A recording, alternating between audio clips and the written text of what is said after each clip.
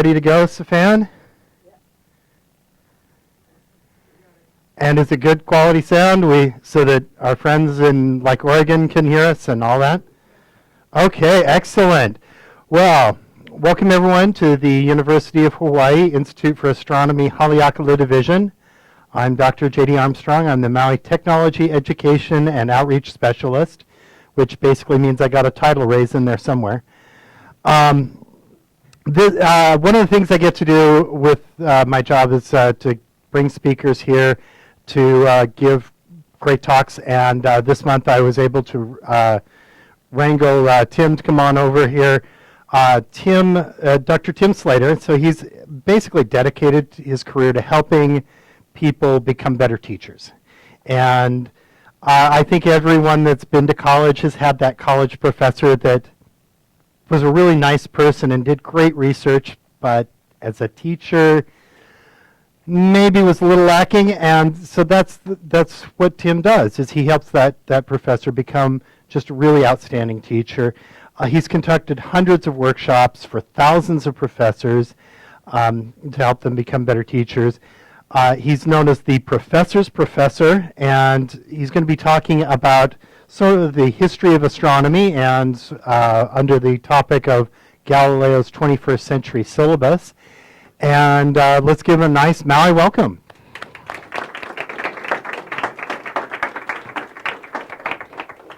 Okay. All right. What do I do with this? You loop that over your ear. It's going to get stuck in my hair. Yeah, I know. That happens to me too. Okay. All right. And there. So I put this in my pocket. It's like, or whatever. Yep, that's good. all right, excellent. Thank you, JD. All right, and just sit down a couple of seconds just to make sure the sound is good. Say something.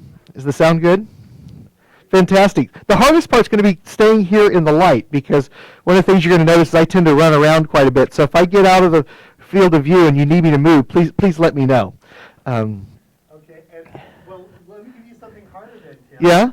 Repeat questions so that the virtual audience can hear them. Oh, well, I appreciate the idea of repeating questions so the virtual audience can hear them. As it turns out, though, I try to talk really, really fast so no one has a chance to ask any questions. That's generally my strategy here. So, good evening, everyone. It's a pleasure to be here. As JD mentioned, I'm a faculty member at the University of Wyoming. I spent about half my life in Laramie, Wyoming, and about half my life in Hilo, Hawaii, where my wife and I have a sweet potato farm. And so sometimes I'm doing astronomy and sometimes I'm doing potatoes. So I'm either looking up or looking down. Either way, my hands are always dirty doing stuff.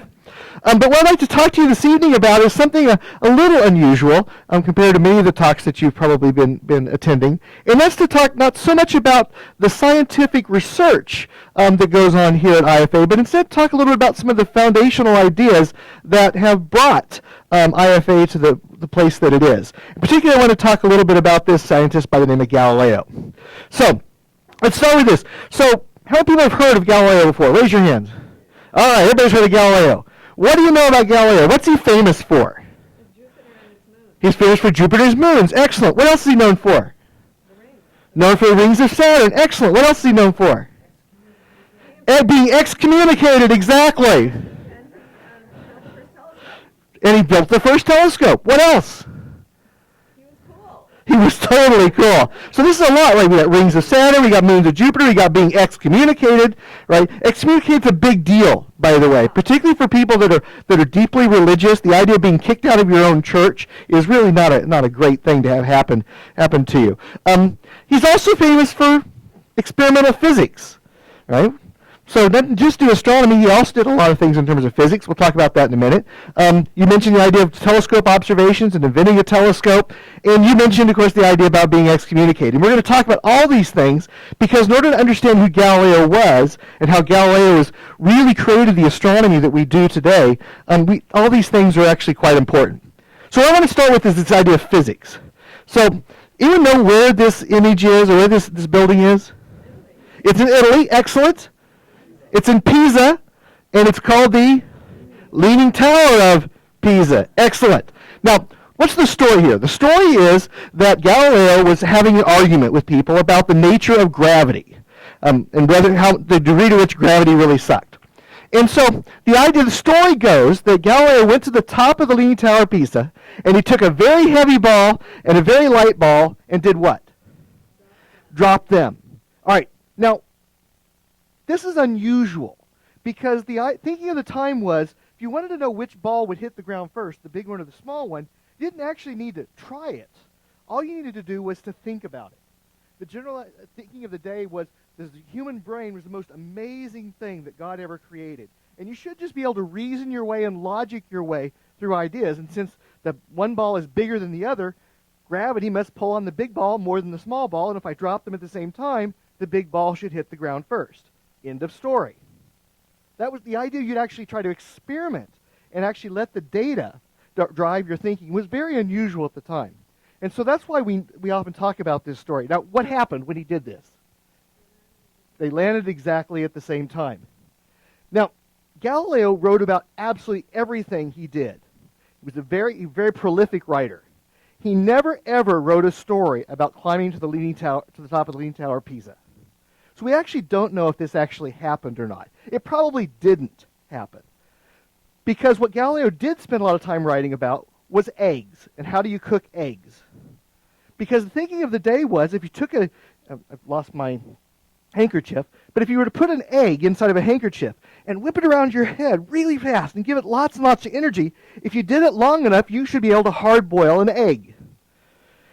But the idea of actually trying it was not something that people actually did. So one of these most famous experiments that he wrote a lot about was what would actually happen if you took an egg and you started to swirl it over your head. Turns out if you can keep the egg in the handkerchief long enough, the egg will actually cool down, not get hotter. But it's again this idea of experimentation and trying things out, which is what nobody was doing prior to the Renaissance. Now there were lots of cool people doing really crazy things in the Renaissance. Galileo dropping big balls and little balls off the top of the Leaning Tower of Pisa. There was also Michelangelo, who was laying on his back and painting pictures of naked women on top of the Sistine Chapel, right? Also a really bad idea. Leonardo da Vinci was taking dead bodies and cutting them open to see what was inside so we could learn something about how the human body worked. All really bad ideas socially at the time, but really core ideas that formed the Renaissance. The idea we try out new things, think about new things. So you mentioned this idea of the telescope.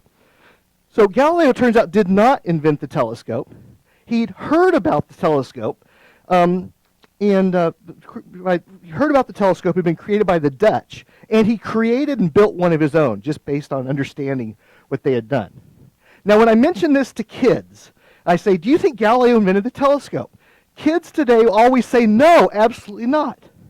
So wait, how do you know whether or not Galileo invented the telescope in 1609? And they say, didn't you ever see the movie Robin Hood? The Moors invented the telescope, because apparently where'd my brain go at this point?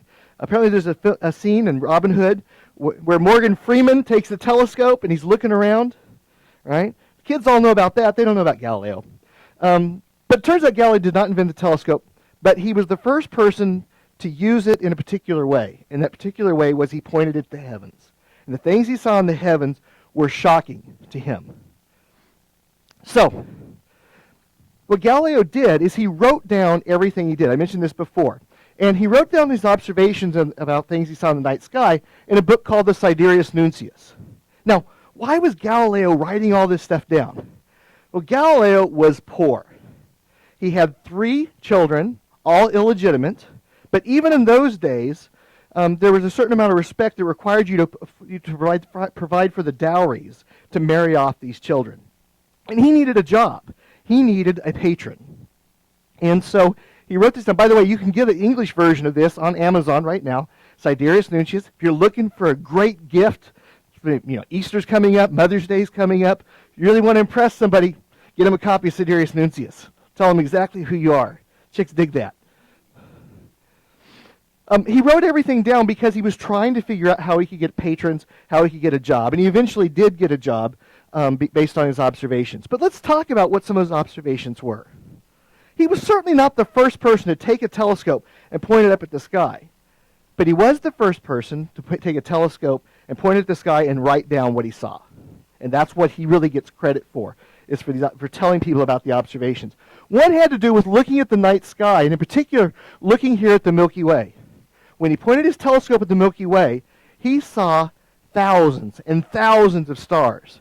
The thinking of the day was, you go outside at night and you look up at the stars, you find a graduate student who has nothing to do, and you say, go count the stars for me. And it turns out there's about 3,000 stars you can see on any good clear night. But with the telescope, he could now see countless stars. And that was really important because the thinking of the day was the universe is a known size, that God made the universe in a particular way of a particular size. And all of a sudden Galileo's saying, wait a minute, the universe is much bigger, much more complicated than anyone had thought before.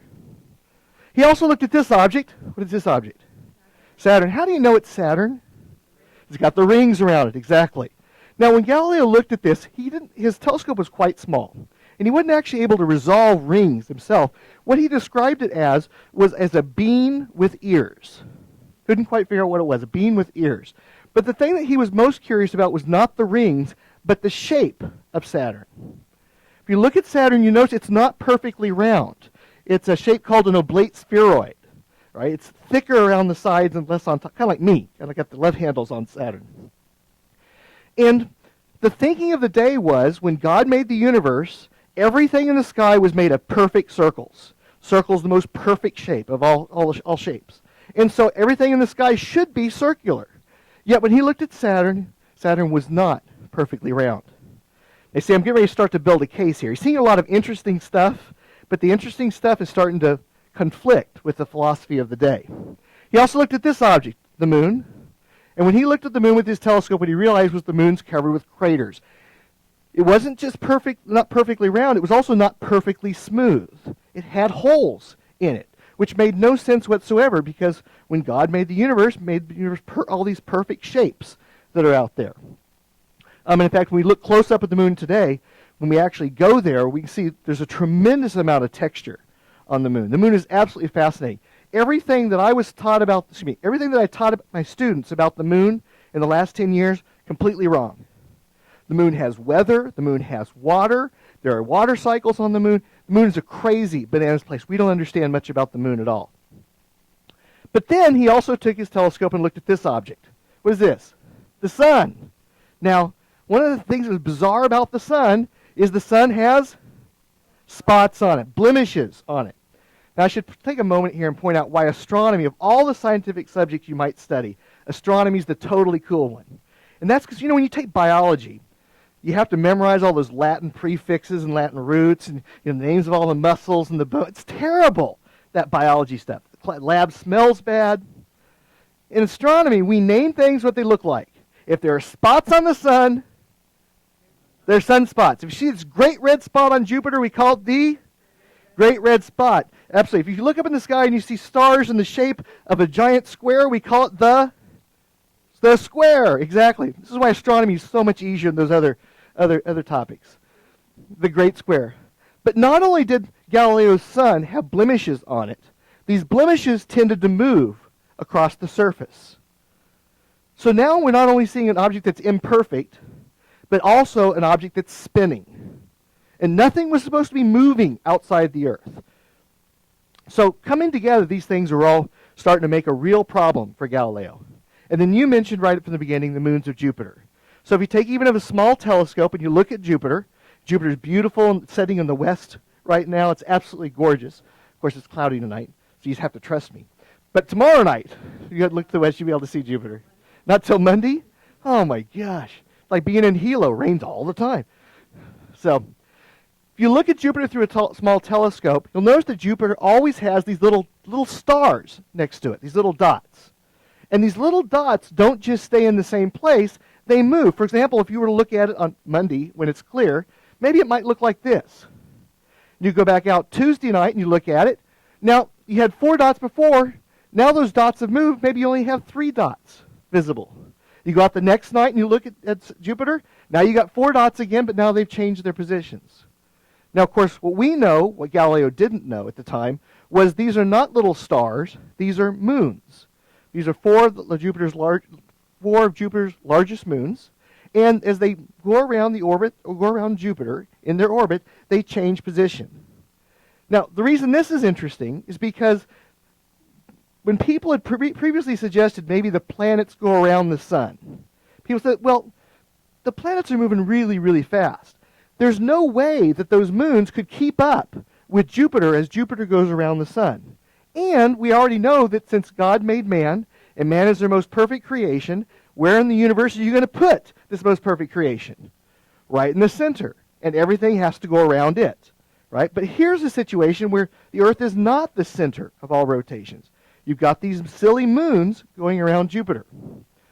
So when you put all these things together, we've got a bizarre, bizarre situation. But here's the piece that really was most influential.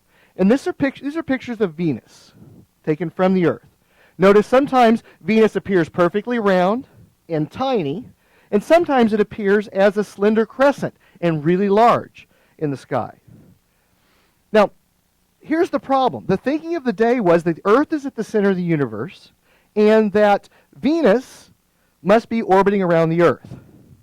Well, if Venus actually orbits around the Earth, that means, and since we also know that Venus is always close to the sun, because you only see it at sunrise or sunset, you never see Venus at midnight, unless you're a Harry Potter fan and they have the magic brass telescopes that do see Venus at midnight. That's a whole other issue. But we'll come back to Harry Potter here. Is that if you're on the Earth and you're looking at Venus, which is going around the Earth along with the sun, you always see the dark side of Venus. Or if you can see any of Venus at all, you're just going to see a narrow crescent. You're never going to see Venus as a full Venus. Yet, that is what we see. When we go out and we look, if we're on Earth, if we imagine Venus goes around the sun instead of around the Earth, then sometimes we see a crescent shape, which is really big because it's close to us, and sometimes we see give us a full Venus, where it's much smaller because it's farther away. For Galileo, this was the final piece of evidence that said, you know what? We don't live at the center of the universe. The Earth must be just like any of the other planets going around the sun. And the sun must be just like those little white dots we see in the night sky, just like all the other stars. And maybe there are planets around them too. So not only are we not in the center of the universe, we're not in the center of the solar system. We're just like any of the other planets going around. We're not necessarily special. Our star isn't special. So we could be just like any of the other stars out there with their planets going around. And he really de-elevated the special position that humans had in their own minds in the day. And this is what eventually got Galileo excommunicated, as we talked about, which is kicked out of the church. Now, don't worry, Galileo was recommunicated back in 1992, so we're all good now. So these are kind of the big the big six observations. And if Galileo were teaching a class at the University of Pisa and you went to one of Galileo's classes, these would be the 6 big ideas that Galileo would teach. But the question is, let's suppose Galileo was here on Maui in 2018, time travel, right? 2018, what would Galileo teach today? Would he still teach these same 6 ideas? Or would he have a whole new set of ideas that he should be teaching about? Well, I teach introductory astronomy to about 800 students at a time. I teach one of these great big giant lecture halls, right? Doesn't look at all like I'm talking to cardinals and bishops and this sort of thing. These are what my students look like. In fact, this is my classroom here. You can see looks like a giant amphitheater. It's a brand new classroom. It's high tech. It's really designed for student engagement and student learning. I mean, no one's ever really imagined a classroom like this ever before. Well, maybe somewhat before. This is a similar classroom to mine. Anyone recognize this one? It's not the Colosseum. Good guess, though. It's Ephesus. Excellent. I've given this lecture 10 times. You're the first person to notice this was Ephesus, which is in Turkey. All right. Some people say, oh, that's not Ephesus. That must be a Greek theater. Right? No, these are theaters in Greece. These are on the island of Delos. Right? So that's what these theaters look like. But it's not the Greek theater, because remember, the Greek theater is not in Greece. The Greek theater is in... No, Ephesus is Turkey. No, almost. No, you're right. This is true. But the traditional Greek theater is actually in Sicily, right? And this is Mount Vesuvius here in the background here. So, as you can see, maybe my new technology classroom that my university paid $1 gazillion for is not as new and innovative as one might think. So what would Galileo's syllabus look like? Right? Because remember, you think about your class syllabus you had the instructor's name, right? Now, where would his office be? Remember, Galileo actually had spent the last 8 years of his life under house arrest, was not allowed to leave the house, so his office would have to be at home. There would be a required textbook, of course, and my suggestion is probably Sidereus Nuncius, since that's the most famous book that he wrote. Though today he might use a more modern astronomy textbook. My wife and I have written this one here, so in case you're in the market for a good astronomy textbook for your students, that just might make a quick suggestion there. Now I should point out, this is not the same materials that if a student goes to Hogwarts, they would have to get. If you go to Hogwarts, every student in their first and fifth year is required to take astronomy. And these are the kinds of things they're required. They need brass scales, a magic brass telescope, vials, moon charts, glass vials, star charts, moon globes. And of course you get all these at Wiseacres, wizarding equipment. See the telescope up here. You can go visit a mock-up of Wiseacres if you happen to go to Orlando to Universal Studios or Hollywood Universal Studios. They have mock-ups of these things.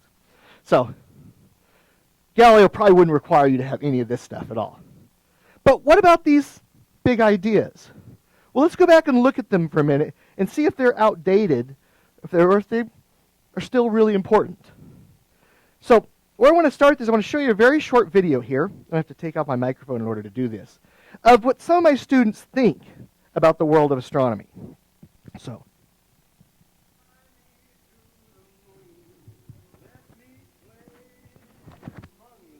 What is our galaxy called?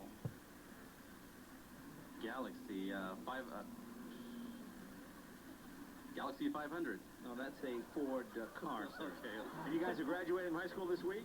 No, it's June 16th. June 16th, so you should know a lot of stuff. Oh, we know a lot. What is our galaxy called?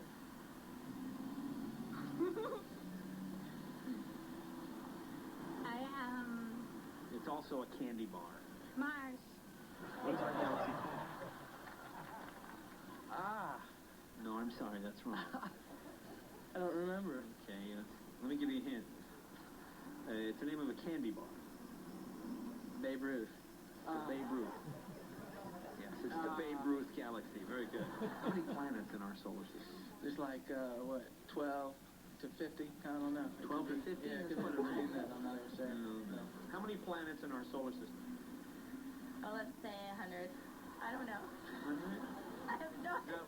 Did I hear you just graduated college? I did, When, but I this didn't week? study astronomy. How many planets are there in our solar system? I want to say 12. How do you Seven? how do you say no in German? Da? Da. German? No, 9. 9? Oh, well, that's close. How many planets are there? 9. All right, very good. All right, what's your name? Eugene. Eugene, you're from Chicago. Chicago, the Bulls. That's right, which is in Chicago. Yeah. Which constellation is the Bull? You got me. There's a car named after it, the Ford. Oh, the Mustang. I am an exhibit developer at the Adler Planetarium. Oh, so you work in a planetarium. This Yes, is I do. perfect. Which of our planets is furthest from the sun? Jupiter. I mean, Pluto. What planet is furthest from the sun? Venus. Mars. All right, what's the name of Mickey Mouse's dog? Goofy.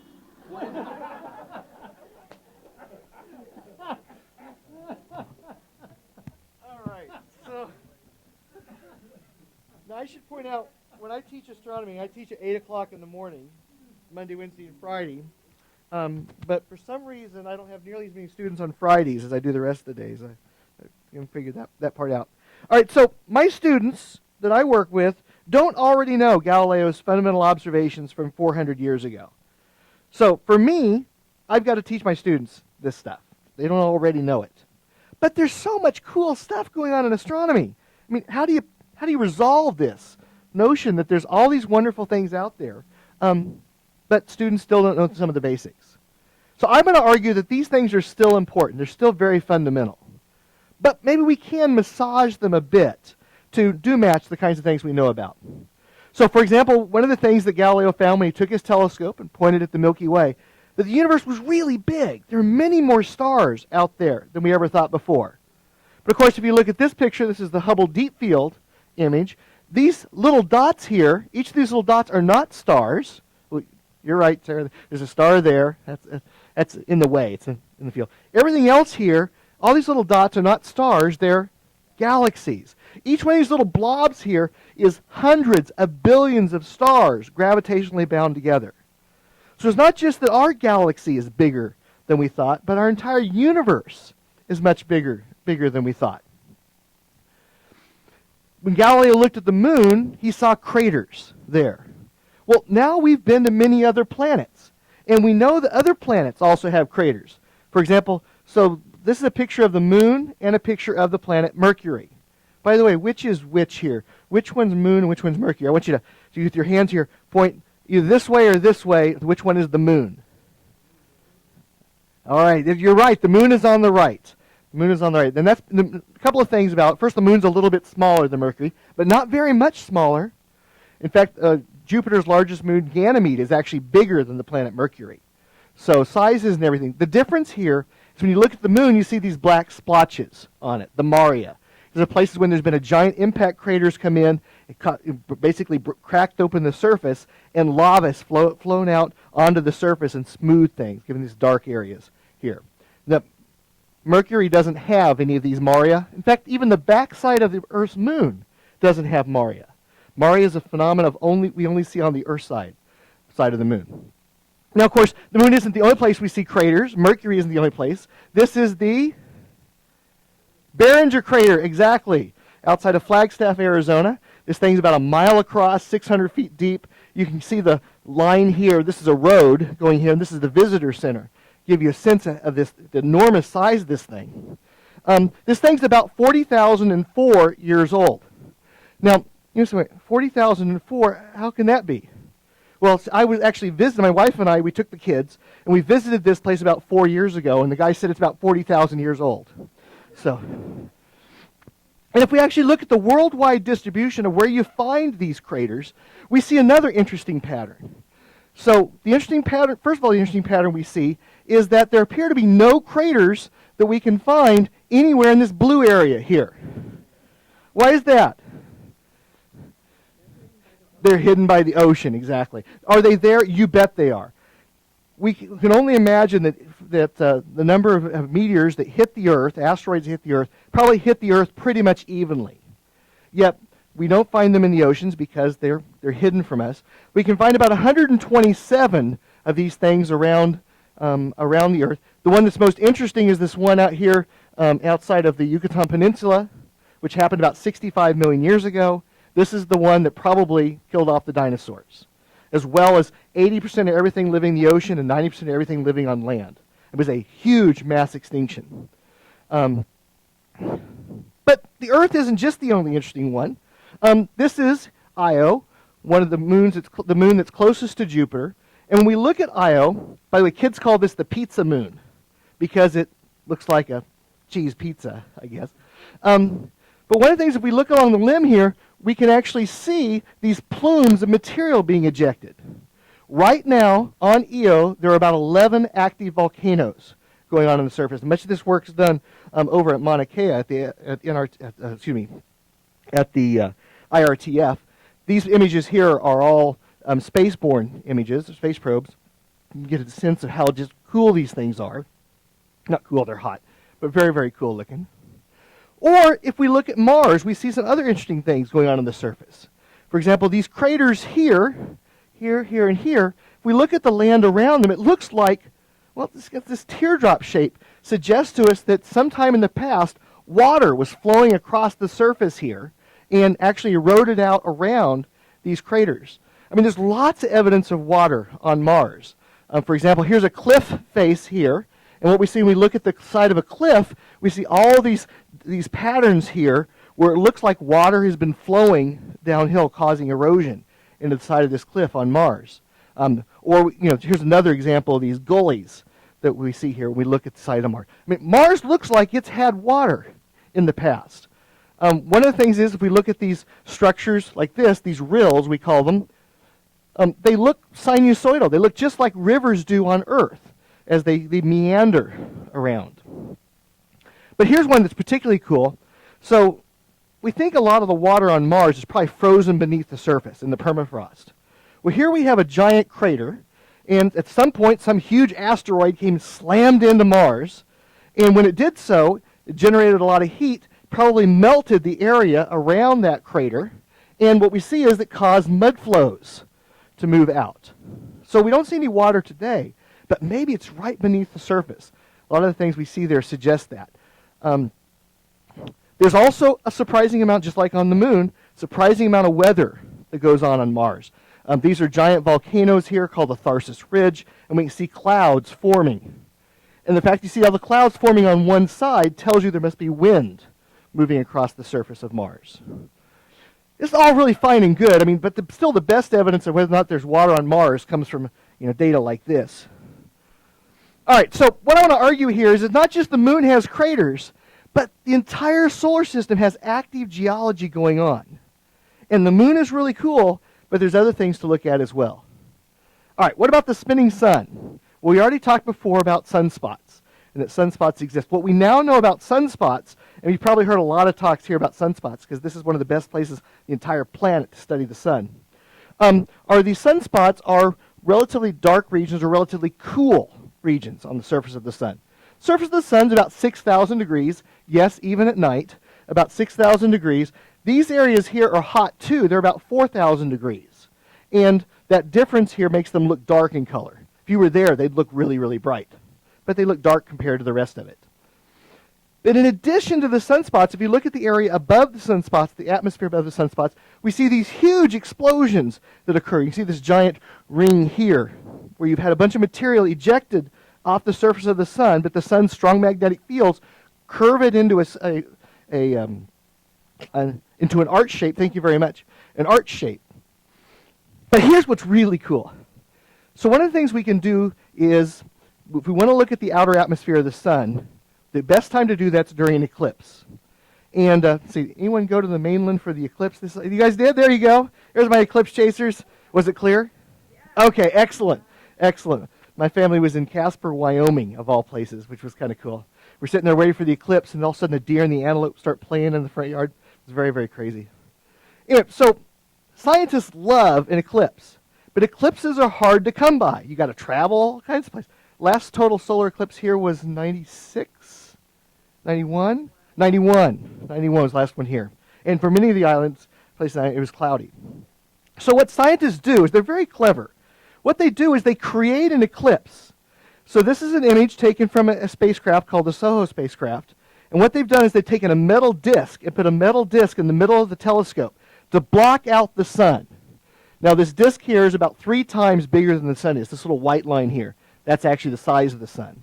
So we have to block out a pretty big area to be able to see what's going on in the outer atmosphere.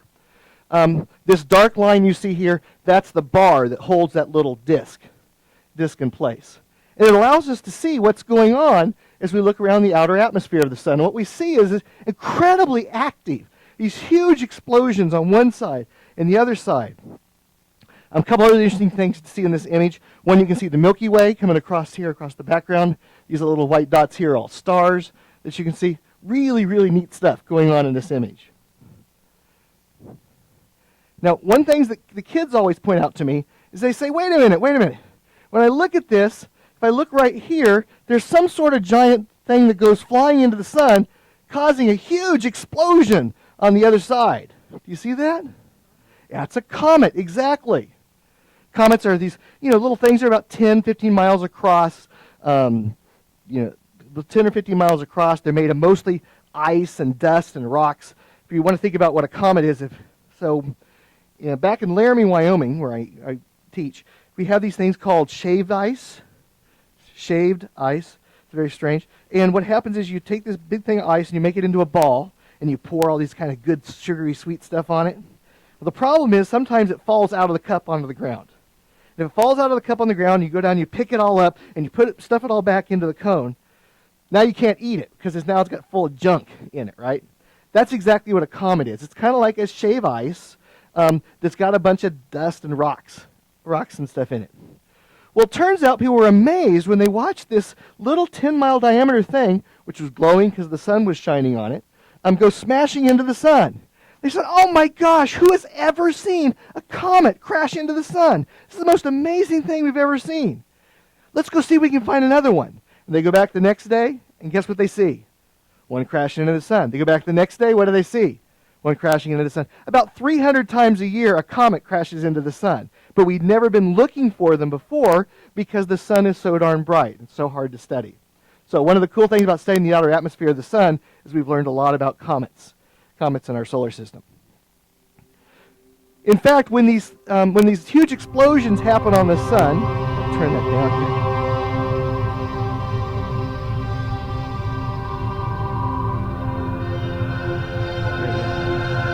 When these huge explosions happen on the sun, an enormous amount of material is ejected into outer space. It takes about 3 days for that material to get here to the Earth. And when the charged particles get here to the Earth, they get captured into Earth's magnetic field. Earth's magnetic field really protects us from the harmful charged particles that come from the sun. Now, some of them do sneak in and get inside to where close to the Earth, and when that happens, it causes the sky to glow. We call this the Aurora Borealis, exactly. Unless you're in Australia, with a fancy accent, you call it the Aurora Australis, exactly. When these things impact the Earth, when these huge explosions of material impact the Earth, all kinds of crazy things happen. Sometimes we understand them well, sometimes we don't. But space weather is a pretty important part of what's going on in the nature of the Earth. In fact, here's a short video from the International Space Station flying over the northern hemisphere, and you can see the aurora. It's actually visible from the space station. It's phenomenal stuff. So it's not just that the sun has spots on it, but the sun really does have tremendous impacts on Earth through space weather. All right, let's keep going here. Before we say about Saturn, remember Saturn's got love handles on it. Is that the thing that students need to know? Well, the answer is yes, right? All the outer planets have this odd shape to them because when they spin round and round, the outside gets pushed out more because of centrifugal forces. But the reason he was able to make these observations was because, as you mentioned, this telescope. He was able to build a telescope, build a whole series of telescopes. In fact, today we have some pretty cool telescopes, right? Now, most of the telescopes I'm familiar with are over on Big Island. These are the telescopes near the summit of Mauna Kea. But what you're most interested in, of course, are not these telescopes, but these telescopes over here. What is that? That's Maui, exactly. It's Haleakala. And, of course, you can go up here to Haleakala. If you haven't had a chance to go up to the summit, it's really, Science City up there is just really, really totally cool. And there's a lot of neat stuff going on up there. So our own J.D. Armstrong, spaceman, according to Maui Magazine, has been doing a lot of work, not just to glorify himself, but actually doing a lot of work with students. In fact, some of those students are here. We're helping them make observations of extrasolar planets, asteroids, variable stars. All kinds of really neat things are going on at Maui. Not just stuff that results in publications and fancy books, but also things we think really probably change kids' lives in many ways. But it's not just telescopes that look in the visible light. We can actually use telescopes across the entire spectrum of energy that's emitted by shining stars. So you've probably seen this picture. This is a picture of the constellation of Orion, okay. This is what it looks like in visible light. This bright red star here is Betelgeuse. We can argue about how to pronounce it, how to spell it, and what it means, but that's a whole other talk. Bright star here is Rigel, excellent. I'll keep you going here. Bellatrix, excellent. Bellatrix Lestrange, back to our Harry Potter reference. How about this one? Safe, excellent. Oh, you guys are great. I'm going to keep pushing you here. Mintaka, excellent. What's interesting about Mintaka? It sits on the celestial equator. It's exactly 0 degrees, right? So the navigators, this of all the stars here in the Big Dipper, this is the most important one to the Hawaiian wayfinders, because this one tells you when it rises directly east, sets directly west. All right, but if you look at this in an infrared telescope, you see something totally different. In fact, over here on the left-hand side, you all see all kinds of activity that you don't see in visible light, that you need a different kind of telescope to use to be able to see these things. In fact, when we look at the sun, each kind of telescope sees different things on the sun. People often say, why do you have to have so darn many telescopes? That's because they're all tuned slightly differently. And we see all kinds of different things going on in the sun. Works the same with galaxies as well. We look at the Whirlpool Galaxy, in visible light, this is what we see.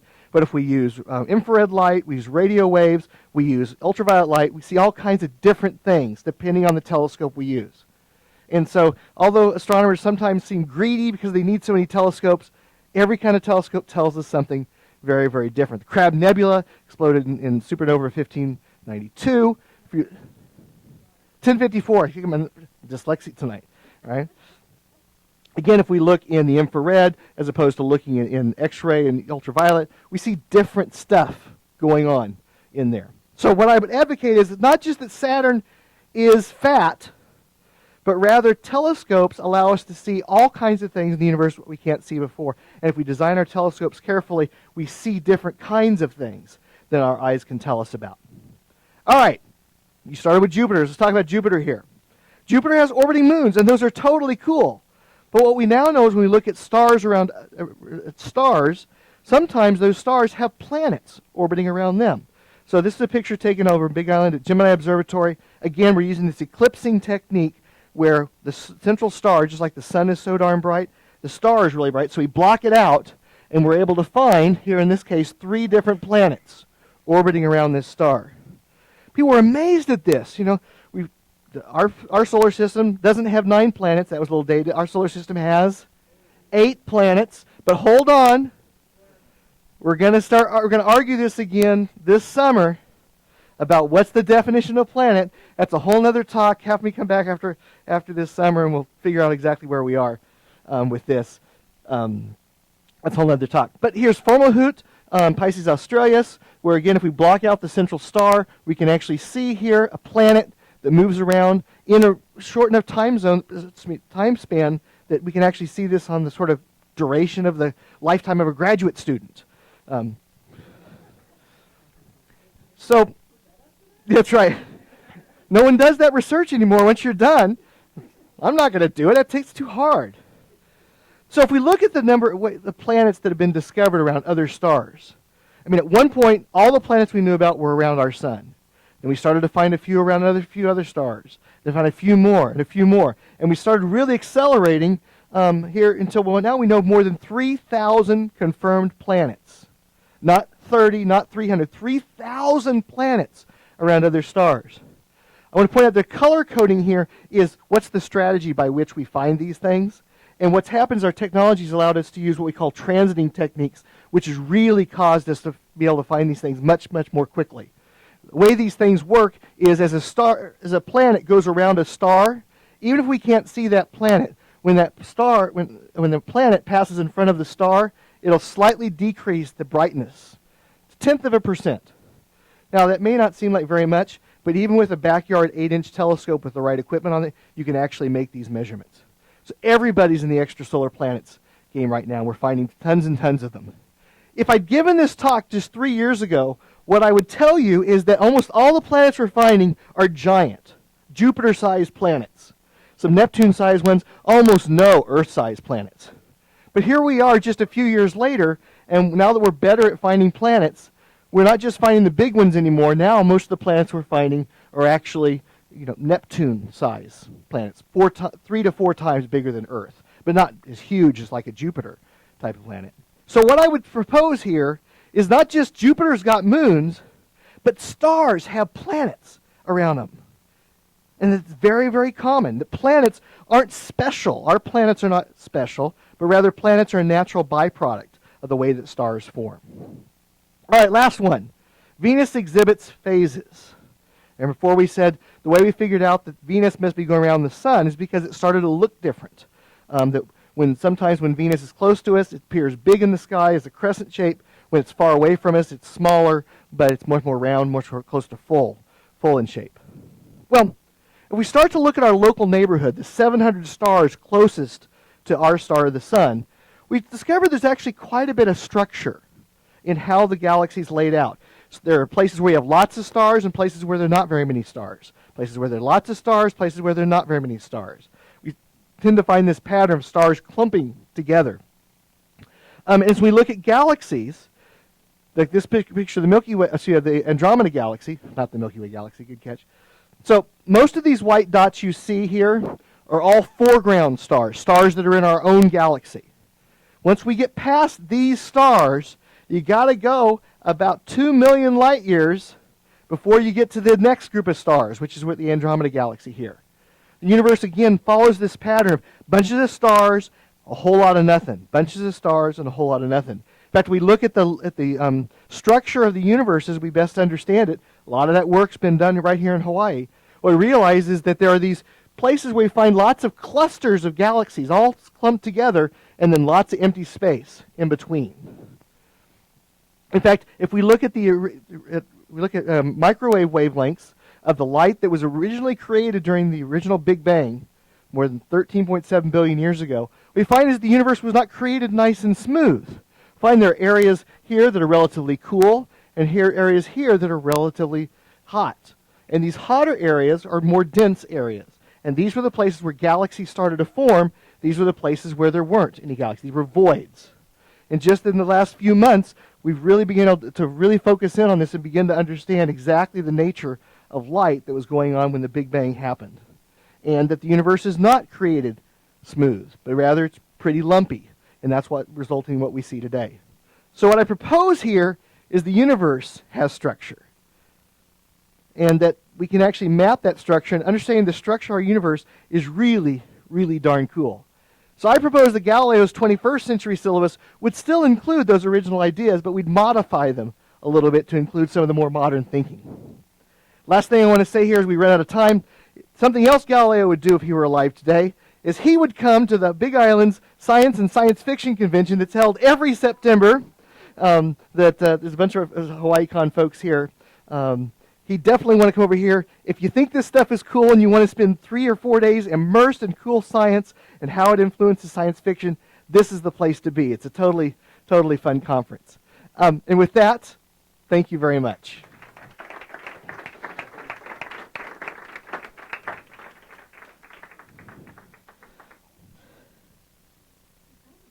Yes, ma'am. So when stars form, the leftover remnants create the solar system and the planet, the little particles are put to accrete and make the planets and then, wouldn't you say that it's possible that all stars as we know have solar systems that then create planets and stuff on it? So what she was proposing was if when stars form, that the leftover stuff around the outside goes into making planets like our solar system, wouldn't it make sense that all stars that form probably also have planets? And the answer is probably almost not quite. So if a star is really, really big, when it forms, it creates a tremendous amount of energy. We call them T-Tauri winds. And they completely blow all the debris far, far away from them. So we don't think we usually see planets around those kinds of stars. And then the really, really tiny stars, which most of the universe is made of teeny tiny dwarf stars, when they form, they don't typically have enough gravity to keep all those things around them, and everything just kind of floats away from them. So our estimate's probably a third of the stars you see in the night sky have planets, but probably not all of them. But if we were just to find a star, if it would look like the sun, it probably has planets around it. Now, does that planet distribution look like ours, with some rocky planets close in, a couple of big giant planets in the middle, and way, way out some medium-sized planets? Theoretically, yes, but we haven't found a single solar system that looks like ours. So this is a place where we really don't know what's going on here. That people have suggested maybe these big planets always form where Jupiter and Saturn do, and then they migrate in closer, or sometimes they migrate farther away. We don't tend to find many solar systems that are structured exactly like ours. And we have no idea if this is dumb luck because of the way we search, or if our solar system happens really to be unique, which means that Galileo was completely wrong, that we aren't common, but maybe we are really unique. We don't know.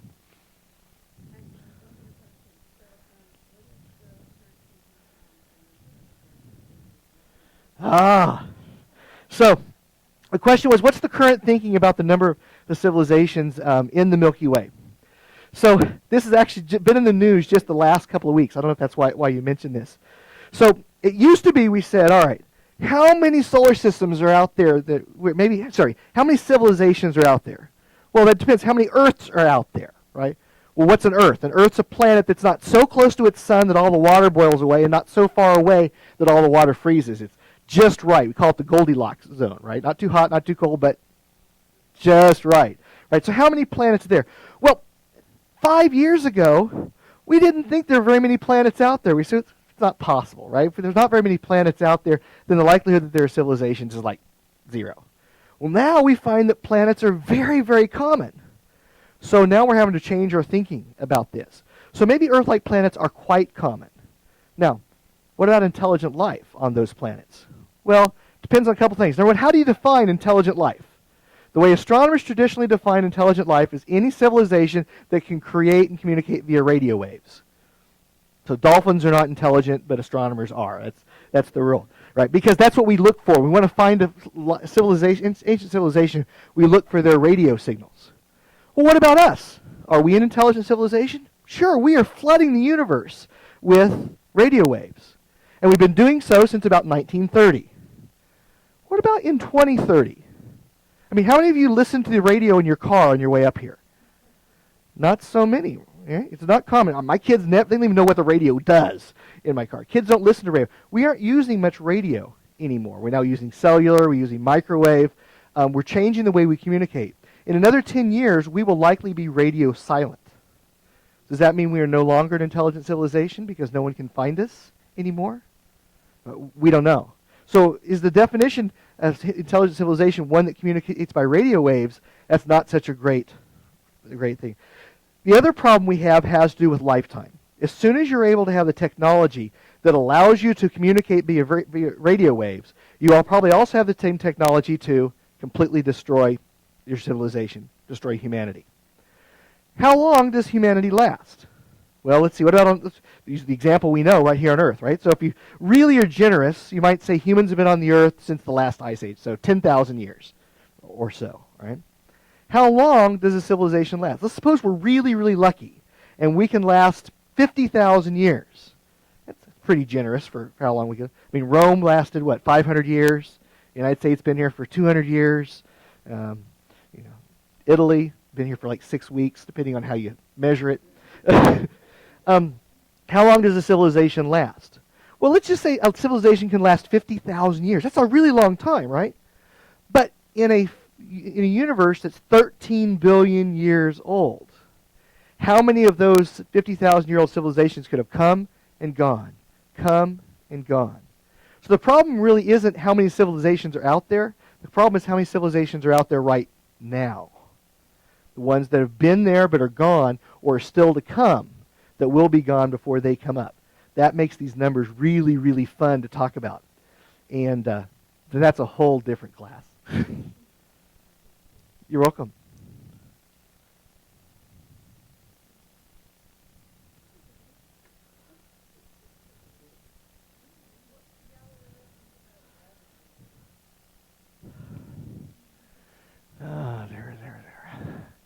The question was, what would, as he stalls, Galileo think about gravity waves?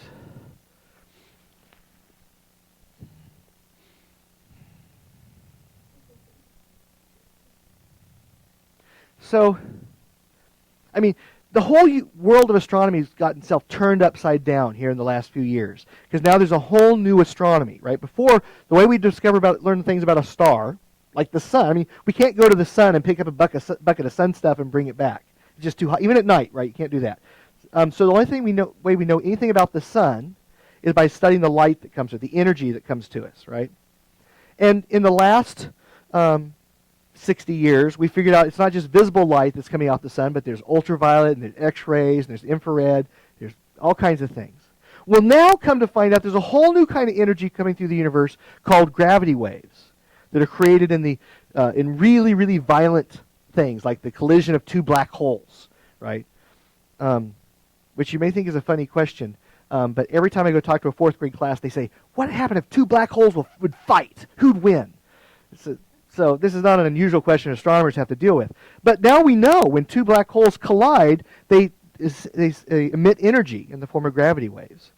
And so now there's this whole new field of astronomy called gravitational wave astronomy. And Galileo, have I stalled long enough yet? That's a great question. I have no idea.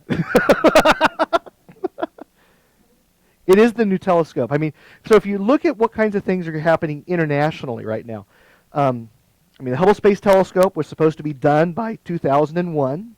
It's still going, right? JWST was supposed to be launched in 2008, in 2010, and 2012. Now, at least we have a launch date for JWST. It's December 45th. But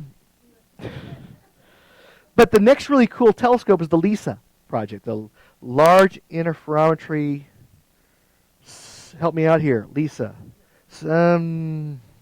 Basically, LISA is 3 satellites that are all positioned around the Earth, and they have very accurate laser beams that measure precisely how close those satellites are to each other. And so if a gravity wave comes through, they'll separate and close as that wave goes by, and we'll be able to very carefully measure that. That's the next really, really cool thing that's going to happen in astronomy is this gravitational wave astronomy done by satellites. Now, when will that happen? Well, NASA has now backed out of that project, and it's all being done by ESA. So, well, we were talking about this earlier, right? I mean, did the omnibus pass today? Was Lisa in it? I don't know. So astronomers really don't want to worry about who's in the White House.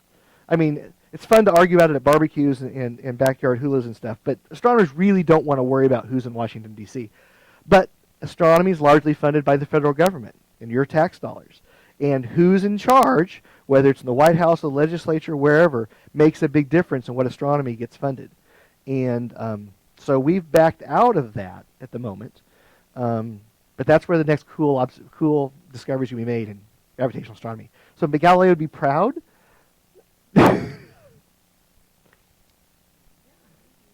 He'd be happy. I think so.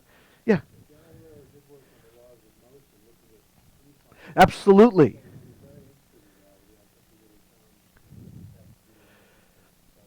He was interested in gravity in a couple of ways. One is this idea of imagining balls rolling down planes is what we talked to students about. But what he was really able to do was imagine a universe without friction, right? That if friction didn't exist, how would the world act differently? He could imagine a ball that would roll on forever and ever and ever with the law of inertia type thing, as opposed to the law of impetus, which is what Aristotle had been proposing.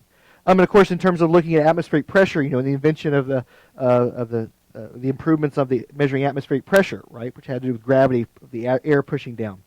I think he'd probably think it was totally cool. I'm not sure he and Newton would have gotten along very well, but that's probably more Newton's fault than Galileo's fault.